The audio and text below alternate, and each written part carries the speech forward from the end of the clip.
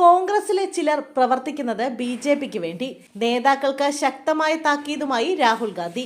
ബി.ജെ.പിക്ക് വേണ്ടി പ്രവർത്തിക്കുന്ന ഗുജറാത്തിലെ ചില കോൺഗ്രസ് നേതാക്കന്മാർക്ക് മുന്നറിയിപ്പുമായി പ്രതിപക്ഷ നേതാവും എം.പിയുമായ രാഹുൽ ഗാന്ധി. ബി.ജെ.പി ഭരിക്കുന്ന സംസ്ഥാനത്ത് 40ഓളം നേതാക്കളെ പുറത്താക്കാൻ പാർട്ടി തയ്യാറായി കഴിഞ്ഞുവെന്നും അദ്ദേഹം ചൂണ്ടിക്കാട്ടി. പതിറ്റാണ്ടുകളായി ഗുജറാത്തിൽ ബി.ജെ.പിയാണ് ഭരിക്കുന്നത്. ബി.ജെ.പിയുമായി ബന്ധം പുലർത്തുന്നവരെ പുറത്താക്കുമെന്നും അതിലൂടെ മാത്രമേ ഗുജറാത്തിലെ ജനങ്ങൾ കോൺഗ്രസിനെ വിശ്വസിക്കുകയുള്ളൂവെന്നും രാഹുൽ ഗാന്ധി പറഞ്ഞു. കഴിഞ്ഞ ദിവസങ്ങളിൽ രാഹുൽ ഗാന്ധി ഗുജറാത്തിലെ നേതാക്കളുമായും ജനങ്ങളുമായും കൂടിക്കാഴ്ച നടത്തിയിരുന്നു.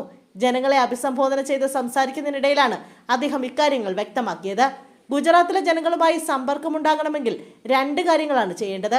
ആദ്യം വിശ്വാസ്യതയുള്ളവരെയും വിമതരെയും 2 സംഘമാക്കണം. 10ഓ 15ഓ 40ഓ പേരെ പുറത്താക്കേണ്ടി വന്നാൽ അതിനും തയ്യാറാണ്.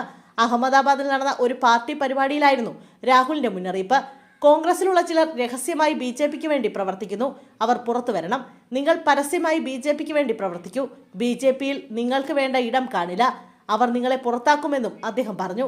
മുതിർന്ന നേതാക്കളുടെ മനസ്സിൽ കോൺഗ്രസ് ഉണ്ടായിരിക്കണം. സംഘടനയുടെ നിയന്ത്രണം ഇവരുടെ കൈകളിൽ ഉണ്ടായിരിക്കണം.